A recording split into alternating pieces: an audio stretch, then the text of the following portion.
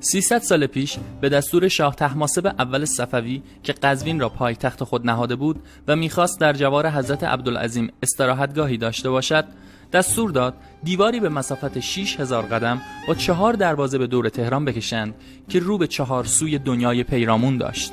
او همچنین دستور داد دور آن خندقی حفر کنند و از خاکش قلعه و برج بسازند.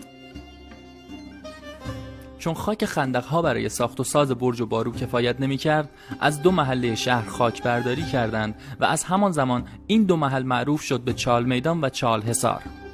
همچنین دروازه‌ای که به سمت مشهد بود و دروازه مشهد نام داشت، به دلیل حضور مردم برای سفر به خراسان بعدها در آن میدانی شکل گرفت به نام میدان خراسان. پیش از اینکه شهر تهران به شکل امروزی خود درآید، پیرامون شهر 12 دروازه ساخته شد. یکی از این دروازه‌ها دروازه شمیران بود، با خندق‌های پر از آب در اطرافش که برای عبور از آن از پل چوبی استفاده می‌شد. امروزه نیز در محل آن پل پلی فلزی قرار دارد، ولی همچنان به پل چوبی معروف است. زبیده خانم از سوگلی‌های دربار و از همسران ناصرالدین شاه بود. اعتماد شاه به زبیده آن میزان بود که خزانه‌داری مخصوص شاه را به او سپرد و به همین سبب امین اقدس نام گرفت. ناصرالدین شاه زمین‌هایی را در کنار آژدانیه خریداری کرده و آن را به باغ تبدیل می‌کند و کاخی برای امین اقدس می‌سازد و از آن پس آن مکان اقدسیه نام می‌گیرد. آقا رضاخان اقبال السلطنه از شاگردان فرانسیس فرانسوی بود و به عکاسی پورتره گرایش داشت و در کاخ گلستان عمارتی تحت نظر او به امور فنی و هنری عکاسی اختصاص یافت. آقا رضاخان در تهران اقدام به خرید زمین در شرق نیاوران و صاحب قرانیه کرد و از آن پس نام آن را چاله باغ گذاشت. بعدها این زمین‌ها به دست میراخور افتاد که او درختان باغ را قطع کرد و زمین آن را به ارباب جمشید فروخت و برای آنکه به سبب قطع درختان مورد بازخواست قرار نگیرد، نام آن منطقه را آجودانیه گذاشت، زیرا آقا رضاخان اقبال السلطنه مالک اصلی زمین‌ها آجودان مخصوص ناصرالدین شاه بود. عبدالحسین فرمانفرماییان سال 1231 در تبریز به دنیا آمد. او شاهزاده قاجار و وزیر ایران بود که در دارالفنون در رشته نظام به تحصیل پرداخت و در سال 1306 لقب سالار لشکر را گرفت و به فرماندهی قوشون آذربایجان منصوب شد. در سال بعد از سوی شاه لقب فرمانفرما دریافت کرد و والی کرمان و بلوچستان شد. فرمانفرما از مالکان معتبر ایران بود و املاک وسیعی در آذربایجان، کرمانشاه، کردستان، فارس، کرمان، کرج و تهران داشت. فرمانیه از املاک فرمانفرما بود که به پسرش نصرت‌الدوله بخشید و از آن موقع به فرمانیه معروف شد. در مجموعه تلویزیونی هزاردستان به کارگردانی علی حاتمی، شخصیت خان مظفر یا همان هزاردستان با اقتباس از فرمانفرما ایجاد شده است. فرمانفرما دایی محمد مصدق و برادرزن مظفرالدین شاه قاجار بود. انیس‌الدوله سوگلی ناصرالدین شاه که قصد داشت پا در گود سیاست و حکومت بگذارد، درخواست حکمرانی کاشان را کرد و حضرت سلطان هم که دلش در پیش او گرو بود، در باغات صاحب قرانیه یک کاشان کوچک ساخت و نام آن را کاشانک گذاشت.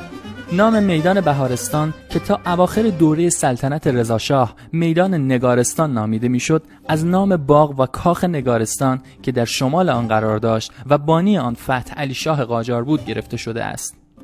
ساختمان‌های این باغ که به سبک کلاه فرنگی بنا گردیده نگارستان نامیده می شود، زیرا در یکی از اتاقهای آن نقاشی‌های زیادی که بیشتر آن پورتره بود به دیوار آویخته شده است. کاخ بهارستان توسط میرزا حسین خان سپهسالار صدر اعظم ناصرالدین شاه بنا شده و بعدها به مجلس شورای اسلامی اختصاص یافت و نام میدان هم به نام این کاخ تغییر یافت. کامرانیه نام اراضی در تهران مربوط به کامران میرزا نائب السلطنه ناصرالدین شاه بود. او به زبانهای فارسی، عربی، فرانسه و آلمانی مسلط بود و دارای باغ‌های ییلاقی و قشلاقی در تهران بود. کامرانیه جزو باغات ییلاقی کامران میرزا نائب السلطنه بود. همچنین امیریه و منیریه باغ‌های قشلاقی او بودند. مادرش منیرالسلطنه دختر معمارباشی دربار بود. او در منیریه ساکن در عمارتی بود که به همین نام خوانده میشد. امروزه به این مکان منیریه گفته می شود.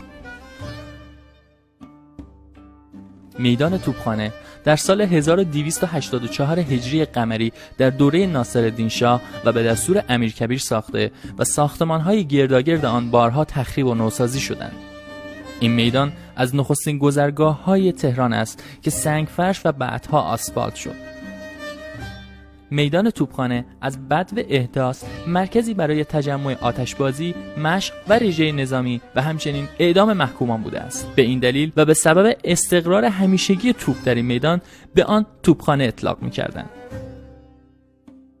دکتر ساموئل مارتین جردن در سال 1278 به ایران آمد.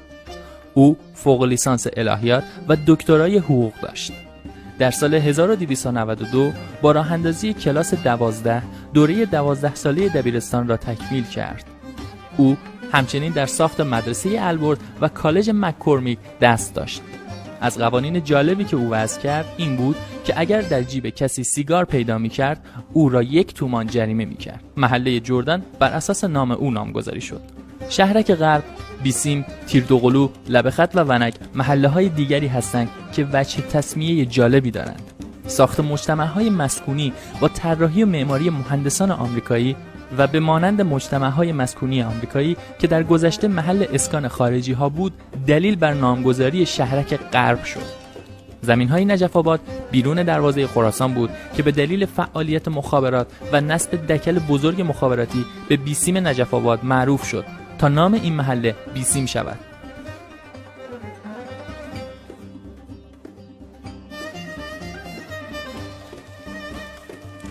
در تقاطع شوش و 17 شهریور یک تیر دوتایی وجود داشت که موجب شد این محله تیردوقلو نام گیرد. لب خط به معنای لب خط راه آهن است. تا 50 سال پیش هنوز ریل راه آهن قطار دودی که از پارک کوثر واقع در خیابان خراسان شروع می شد وجود داشت. اگر روزی آسفالت را بردارند هنوز ریل سالم است.